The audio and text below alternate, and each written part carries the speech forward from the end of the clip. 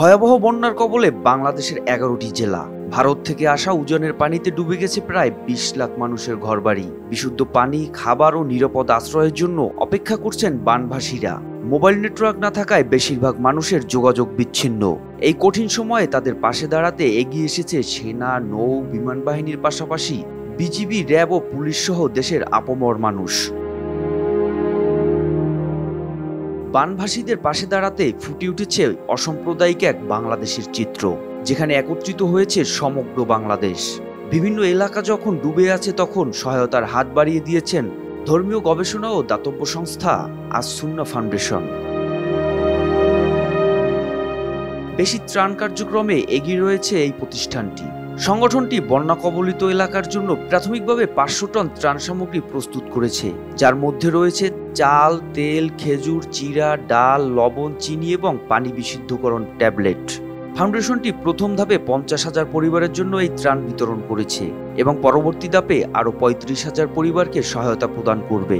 এছাড়া তৃতীয় ধাপে ৫,০০০ ঘরহারা পরিবারকে পুনর্বাসনের পরিকল্পনাও রয়েছে তাদের। সংস্থাটির কর্ণধার শায়ক আহমদুল্লাহ শুধু ধর্মীয় বক্তব্যেই সীমাবদ্ধ নন, বিপদে আপদে মানুষের পাশে দাঁড়ানোকে তার জীবনের মিশন হিসেবে নিয়েছেন। কোয়ালিটি সম্পন্ন আন্তর্জাতিক মানের steel bar CSRM, committed for better steel. As Sunnah foundation সকল ধর্মবর্ণের ঊর্ধ্বে উঠে কাজ করে এবং সেটা আজকে নয়, একেবারে প্রথম দিন থেকে কাজ করছে। আপনি জেনে অবাক হবেন যে এখানে যারা স্বেচ্ছাসেবা দিচ্ছেন তাদের মধ্যে অনেকেই কিন্তু হিন্দু ধর্মাবলম্বী ভাইরা আছেন। এবং আমরা যেটা বললাম যে ত্রাণ বিতরণের ক্ষেত্রেও আমরা খুঁটে অন্য ধর্মাবলম্বীদেরকে আমরা আলাদা করে প্রায়োরিটি দিয়ে কাজ করি। যখন খবর আসে দেশের কয়েকটি জেলা বন্যার পানিতে ভাসছে, শায়ক আহমদুল্লাহ ও তার প্রতিষ্ঠান আস-সুন্নাহ ফাউন্ডেশন দ্রুত ত্রাণ কার্যক্রম শুরু করে। সাধারণ মানুষ থেকে শুরু করে দুর্গাপূজার ফান্ডের আর্থিক সহায়তা পর্যন্ত সবাই এগিয়ে আসেন এই উদ্যোগে। এক অনন্য উদাহরণ সৃষ্টি হয় যেখানে ধর্ম, বর্ণ নির্বিশেষে মানুষ তাদের সাধ্যমতো সহায়তা করতে শুরু করে। অন্য ধর্মাবলম্বী যারা আছেন, হিন্দু ভাইরা অনেকে আমাদেরকে হেল্প করছেন। আমরা আপনাদেরকে জানিয়ে রাখতে চাই আস-সুন্নাহ ফাউন্ডেশন সর্বস্তরের সকল ধর্ম, বর্ণ নির্বিশেষে সকল ধরনের মানুষের জন্য।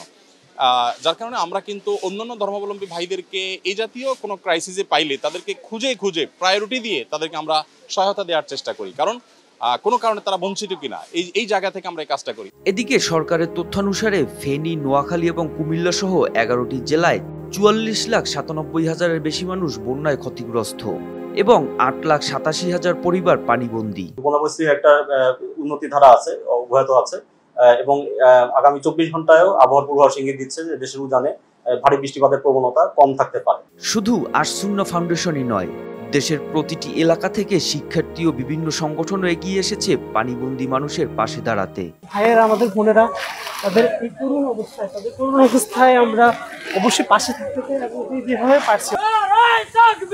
আল্লাহু আকবার। দিল্লি না ঢাকা, ঢাকা ঢাকা, দিল্লি না ঢাকা, ঢাকা ঢাকা। বন্যা দুর্গত মানুষ যেন ভালো থাকে, সুস্থ থাকে এবং তাদের বিপদে আমরা যেন পাশে দাঁড়াতে পারি, সেই জন্য আমাদের এখানে আসা।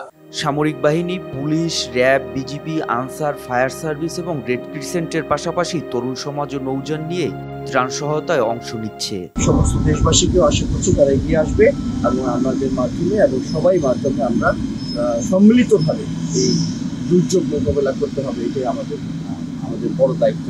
ব্যক্তিগত অনুদানের মাধ্যমে আমরা আজকে এই ত্রাণ কার্যক্রম শুরু করেছি। ট্রাক সংকটের কারণে আমরা কিছুটা সমস্যা হচ্ছে, আশা করি এটা ২-১ দিনের মধ্যে রাস্তাঘাট খুলে গেলে এই সমস্যা থাকবে না। ২১ আগস্ট ভারতের ত্রিপুরা ডুম্বুর জলবিদ্যুৎ প্রকল্পের ৩টি বাঁধ খুলে দেওয়ার কারণে গোমতী ও ফেনী নদীর পানি হঠাৎ বেড়ে যায়, ফলে বাংলাদেশের সীমান্তবর্তী গ্রামগুলো প্লাবিত হয়।